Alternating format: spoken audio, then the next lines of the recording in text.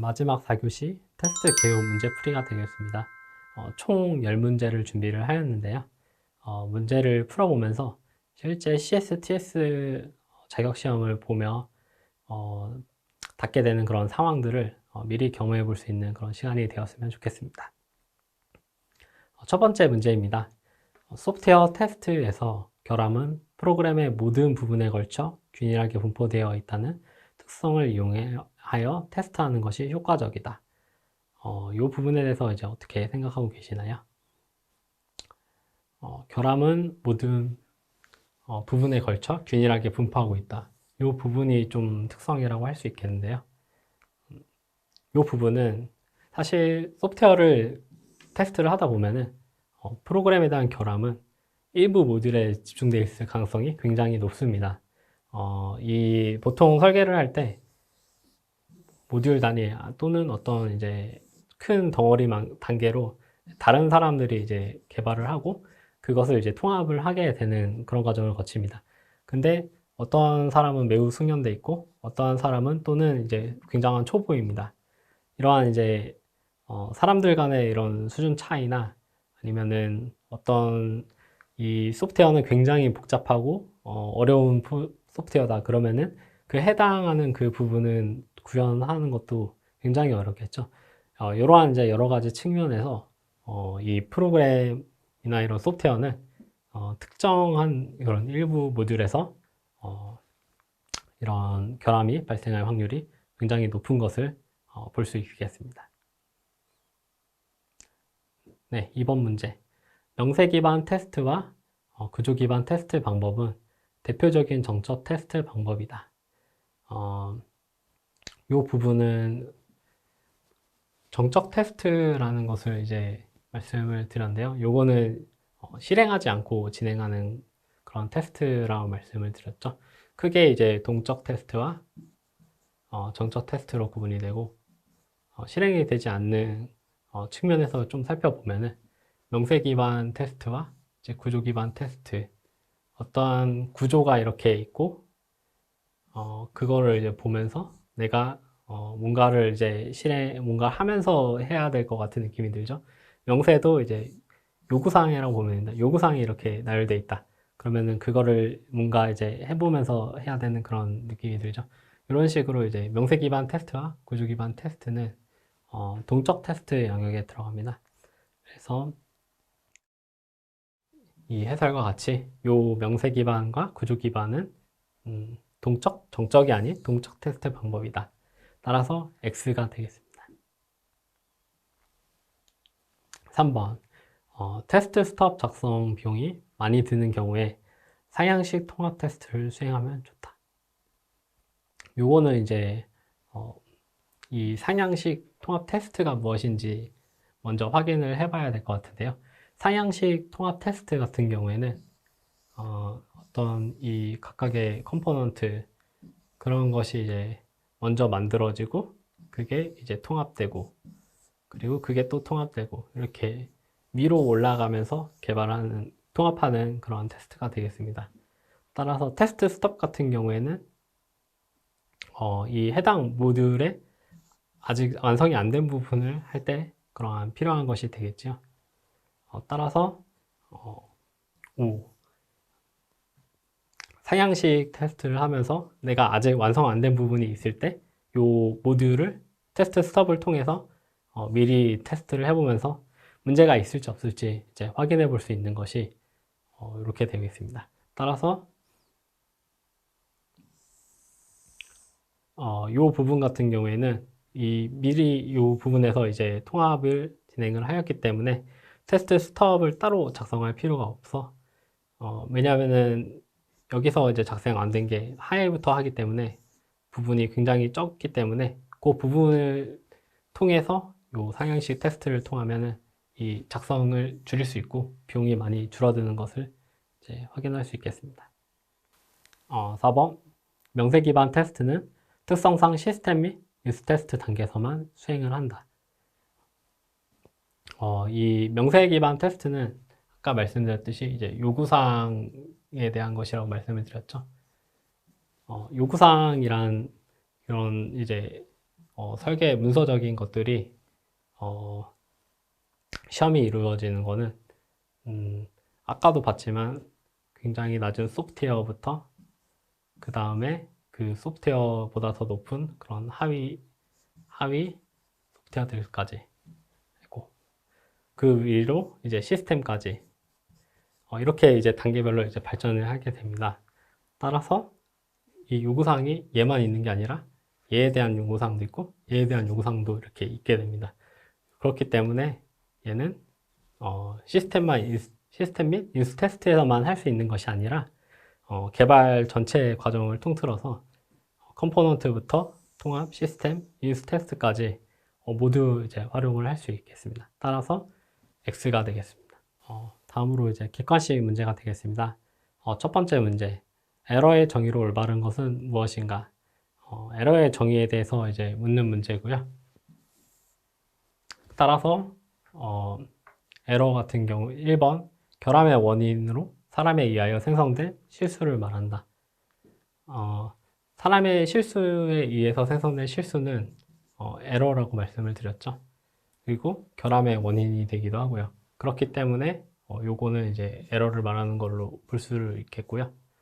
그 다음에 결함, 버그와 동일한 의미다. 결함과 버그는 동일하지만 에러는 이제 요거와 이제 같지 않죠. 같은 수준이 아니라 에러가 이제 포함돼서 좀 더 이제 드러난 것이 요 결함과 버그 소프트웨어 내에 내재된 것이기 때문에 그렇기 때문에 요거는 수준이 달라서 요 부분은 해당이 안 되고, 다음으로 프로그램 실행과 올바른 결과의 차이를 말한다. 요 부분은 아까 말했듯이 장애, 펠로어에 대한 것으로 볼 수 있겠습니다. 그래서 최종적으로 소프트웨어가 내가 의도한 것과 다르게 동작하는 것, 그러한 것을 이제 설명하기 때문에 에러에 대한 정의가 이제 아니라고 볼 수 있겠고요. 마지막으로 제품에 포함된 결함을 말한다. 요거는 이제 결함을 말하고 에러와는 수준이 마찬가지로 2번과 이제 다르게 되겠습니다. 그래서 이렇게 이제 정의를 할 수 있겠고요. 다음으로 문제 2번. 소프트웨어 테스트에 관한 설명 중에 올바른 것은 무엇인가? 프로그램의 오류를 발견하고 결함을 제거함으로써 프로그램의 품질을 높이는 활동이다. 2번. 테스트는 프로그램의 결함이 존재하지 않음을 보여주기 위한 목적으로 수행한다. 3번. 타당하지 않고 예상하지 못한 경우들에 대해서는 테스트를 수행하지 않아도 된다. 4번. 프로그램을 가장 이해하는 개발자가 직접 테스트를 수행하는 것이 효과적이다. 이걸 살펴보시면 먼저 올바른 것을 찾는 것이 이 문제의 목표고요. 1번 같은 경우에는 프로그램의 오류를 발견하고 결함을 제거하고 품질을 높이는 활동이다. 아까 말한 테스트 목적에 들어가는 그 설명이 바로 나왔습니다. 다음 2번 같은 경우에는 예전 테스트 목적 중에 그런 단계에서 결함이 존재하지 않음을 입증하기 위한 그런 세 번째 단계 정도가 있었죠. 그것이 이제 여기에 나온 내용이고요. 3번 타당하지 않고 예상치 못한 경우에 대해서는 테스트를 수행하지 않아도 된다. 이 부분 같은 경우에는 내가 소프트웨어를 개발할 때 타당하지 않고 예상하지 못한 그런 경우가 나오지 않게끔 테스트를 수행해야 하겠지요. 그러한 부분에서 요거는 이제 다른 설명이라 볼 수 있겠습니다. 그 다음에 4번. 프로그램을 가장 잘 이해하는 개발자가 직접 테스트를 수행하는 것이 효과적이다.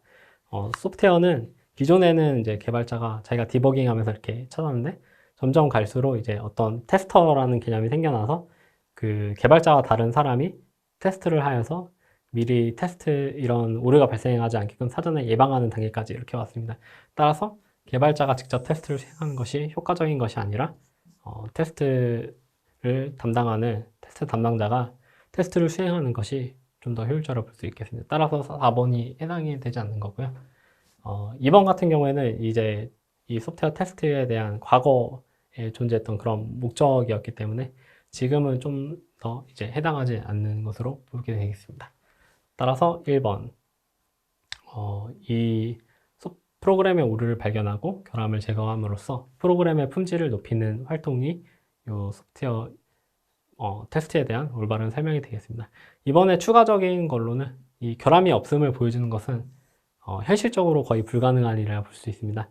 아무리 이제 개발을 잘 한다 그러더라도 이 최근에 만들어진 소프트웨어나 이런 것 같은 경우에는 굉장히 수백만, 수천만 달하는 그런 굉장히 큰 소프트웨어들이 많아졌기 때문에 그러한 소프트웨어에서 실질적으로 사람이 결함을 안 만드는 경우는 거의 없다고 볼 수 있겠습니다. 그러한 의미에서 이번은 이제 과거에는 테스터의 목적이었지만 지금은 이것이 불가능하다는 것이 이렇게 확인할 수 있겠습니다. 다음 3번. 테스트 종류 중 분류 기준이 다른 하나는 무엇인가? 1번 성능 테스트, 시스템 테스트, 보안 테스트, 그다음에 신뢰성 테스트. 이렇게 네 가지로 이렇게 구성이 되어 있는데요. 딱 보면은 요 성능 테스트, 보안성 테스트, 그다음에 신뢰성 테스트. 요 세 개는 이 아까 품질 관련된 그런 테스트의 일종이었습니다. 따라서 테스트 유형에 따른 그 분류에 따른 테스트로 볼 수 있고, 요 시스템 테스트는 개발 레벨별로 해서 컴포넌트, 그 다음에 통합, 그 다음에 시스템, 그 다음에 인수 이런 식으로 이제 단계가 올라갔죠. 이러한 테스트 중에 시스템 테스트에 해당하는 그 부분이기 때문에 여기는 레벨에 따른 분류가 되겠습니다. 따라서 이 세 가지와는 2번이 이제 성격이 다른 것을 확인을 할 수 있겠습니다. 다음 4번 소프트웨어 개발 단계별 테스트에 대한 설명으로 올바른 것은 무엇인가? 여기도 이제 개발 단계별 테스트에 대해서 이제 올바른 것을 찾는 것이 목표가 되겠는데요. 1번 단위 테스트. 모듈을 통합하는 과정에 사용되는 인터페이스를 대상으로 상호 작용이 올바르게 이루어지는지 검증하는 테스트다. 일단 딱 봐도 뭔가 통합이라는 게 나오죠. 그 단위 테스트 같은 경우에는 모듈을 따로따로 독립적으로 이제 검증하는 그러한 것이 되는데 이 부분은 이제 좀 틀린 것으로 볼 수 있겠죠. 2번 통합 테스트. 개발 시스템이 인수 조건을 만족하는지 검증하는 테스트다. 딱 봐도 인수라는 내용이 들어갔기 때문에 이거는 인수 테스트에 대한 내용이 됨을 확인할 수 있겠습니다. 다음 3번 시스템 테스트. 시스템 테스트는 시스템이 명세된 요구사항에 맞게 개발되었는지 기능 및 비기능 측면으로 확인하는 테스트. 앞에 이제 시스템 명세된 요구사항에 맞게 개발되었는지 이 부분 확인되었는데 기능, 비기능 측면에서 확인하는 테스트인지는 이 부분은 아직 명확하지 않을 수도 있습니다. 그래서 일단은 이 부분은 넘어가고 4번 인수 테스트. 하나의 소프트웨어 단위가 정상적으로 기능을 하는지 소프트웨어 단위가 나왔죠. 그 다음에 이게 정상적으로 기능을 수행하는지 확인하고 단위 테스트에 대한 설명이 나옴을 볼 수 있습니다. 그래서 이제 1번, 2번, 4번이 틀렸기 때문에 정답은 3번. 시스템 테스트는 명세된 요구사항에 맞게 개발되었는지 확인도 하고 시스템이 완성이 되었기 때문에 시스템에 대한 어떤 품질이라든지 이런 특징을 가지게 됩니다. 그 특징에 대한 기능, 그 다음에 비기능 측면을 확인할 수 있기 때문에 그거에 대한 테스트도 이제 시스템 테스트에 속하게 됩니다. 다음으로 이제 이와 같은 경우에는 이제 단답형 문제를 이제 가져온 것이고요. 첫 번째 문제입니다. 소프트웨어 개발 단계 중 어느 시점에 발견된 결함의 수정 비용이 가장 클 것으로 예상되는지 다음 보기에서 찾아 쓰시오. 요구사항 정의, 운영 및 유지 보수, 분석, 설계, 구현, 단위 테스트, 통합 테스트, 시스템 테스트, 그다음에 사용자 승인 이렇게 항목들이 구성되어 있습니다. 요거를 살짝 정리를 해보면요. 먼저 소프트웨어 같은 경우에는 요구사항 정의를 가장 먼저 하고 그 다음에 분석하고 설계하고 이게 어떤 거는 이제 순서가 이렇게 있기는 한데 거의 요구사항 분석하고 설계 그 다음에 구현하고 이렇게 가는 과정으로 갑니다. 그래서 여기서 이제 1, 2, 3, 4가 된다고 볼 수 있고요. 그 다음에 테스트가 이루어지는 게 5번 단위 테스트, 통합 테스트, 시스템 테스트, 그다음에 사용자 승인 테스트, 이게 유스 테스트라고 보면 되겠죠. 이렇게 있고, 테스트가 다 끝났다, 이제 실제 운영이 되겠죠. 그러면은 마지막으로 이제 운영 및 유지 복수, 이렇게 단계로 됩니다. 그렇다면 소프트웨어 개발 단계 중에 어느 시점에 결함이 발견되면 수정 비용이 가장 클 것인지 예상이 가시나요? 소프트웨어 같은 경우에는 거의 단계별로 이제 개발이 이루어지기 때문에 초기 같은 경우에는 거의 진행된 게 없습니다. 그래서 여기에 결함이 생긴다 그래도 굉장히 비용이 적다는 것을 쉽게 이해할 수 있겠습니다. 근데 이미 개발이 다 돼서 심지어 쓰이고 있다. 근데 소프트웨어 문제가 발생했다. 그러면은 요 앞에서부터 지금까지 진행해왔던 것 중에 뭐가 문제였는지를 다 확인을 하는 게 필요하겠죠. 그만큼 이 소프트웨어에 대한 수정 비용이 굉장히 커진다는 것을 이제 인식을 할 수 있겠습니다. 따라서 아까 마지막에 나왔던 운영 및 유지 보수, 요게 이제 소프트웨어 개발 단계 중에 수정 비용이 가장 크다고 볼 수 있습니다. 예를 들어서 데이비스 알런 소프트웨어 리퀘어먼트 책에서 나온 내용인데요. 요구사항 분석 대비 약 100배에서 200배 수준의 결함 비용의 차이가 발생한다고 합니다. 네, 다음은 마지막 단답식 문제입니다. 다음은 테스트 용이성에 대한 설명이다. 어떤 특성에 대한 설명인지 용어를 기재하시오. 테스트할 대상 영역에 문제가 발생한 곳을 고립시켜 독립적으로 모듈을 테스트할 수 있도록 설계를 하였다. 포인트를 보면은 대상 영역, 그리고 문제가 발생한 곳을 고립시키고 독립적으로 모듈을 테스트, 이렇게 특징으로 볼 수 있습니다. 요거는 어떠한 테스트할 대상의 영역이 이렇게 나뉘어져야 되고 그곳을 이제 분리를 하여서 독립적으로 이 부분만 테스트가 가능하도록 해야 된다는 특징이 되겠죠. 그래서 이 부분에 대한 정답은 테스트 용이성 중에 분할 용이성에 대한 설명이 되겠습니다. 이러한 식으로 이제 테스트 용이성 각각 7가지 특성에 대해서 다음과 같이 이제 어떠한 그 용이성에 대한 설명을 넣고 이것이 이제 테스트 용이성 중에 어떤 특성인지 이러한 것을 이제 묻는 문제들이 다수 발생을 합니다. 그래서 이러한 식으로 이제 어떤 테스트 용이성을 비롯하여 이제 다른 그런 특성을 가진 그런 테스트 용어들도 잘 캐치를 하셔서 이 부분이 이제 뭐를 설명하는지 찾을 수 있는 그러한 준비가 되어야 합니다.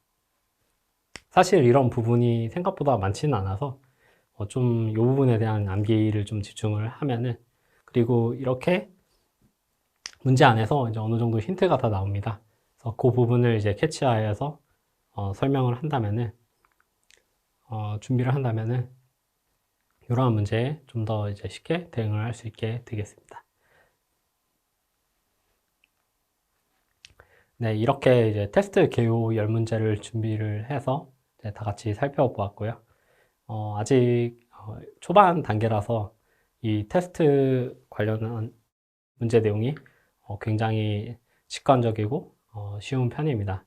따라서 이 부분 같은 경우에는 굉장히 많은 용어들이 나왔습니다. 예를 들어서 기능성 같은 경우에는 그 안에 3가지 기능, 적합성, 기능 완전성, 뭐 이런 식의 이제 세부 특성들이 있었고, 그거에 대한 이제 설명들이 있었죠. 그게 이제 어떠한 품질 특성, 부특성을 의미하는가라고 이렇게 문제가 나왔을 때 찾을 수 있어야 됩니다. 이런 식으로 이제 암기에 의거해서 이제 찾는 내용이 많기 때문에 이 부분은 한번 개념 정리를 하면서 좀 더 이제 내용을 이해하면서 숙지할 수 있게끔 준비하는 것이 이 과목을 준비하는데 굉장히 도움이 된다 생각을 합니다. 이상으로 이제 테스트 개요 1강에 대한 내용을 같이 살펴보았고요. 다음 2강은 이제 실제로 테스트를 설계하는 테스트 설계 기법에 대한 강의 되겠습니다. 이게 상당히 이제 소프트웨어 이제 어떻게 하는지 내부적으로 다가가고, 그리고 그거에 대한 어떤 이제 약간 수학은 아니지만 간단한 산수라든지 아니면 분석 같은 내용이 조금 포함이 되어 있기 때문에 다른 문제보다 좀 시간을 많이 요하게 됩니다. 그렇기 때문에 이제 크게 두 강으로 이제 2강과 3강으로 나눴고요. 그다음에 마지막으로 4강에서는 테스트 프로세스, 이 테스트를 실제로 어떻게 계획하고 설계하고 구현을 해서 종료까지 이제 어떻게 모니터링을 하고 제어를 해야 되는지, 이러한 각각의 그 절차에 따른 것을 어떻게 해야 되는지 그 세부 사항에 대해서 이제 다루게 됩니다. 이렇게 크게 세 가지 과목에 대해서 CSTS가 다루고 있기 때문에 각각의 특징에 맞춰서 이 특강을 보시면서 준비를 하는 것이 좀 시험을 준비하는데 많은 도움이 되었으면 합니다. 이상으로 이제 이번 강의를 마치도록 하겠습니다. 감사합니다.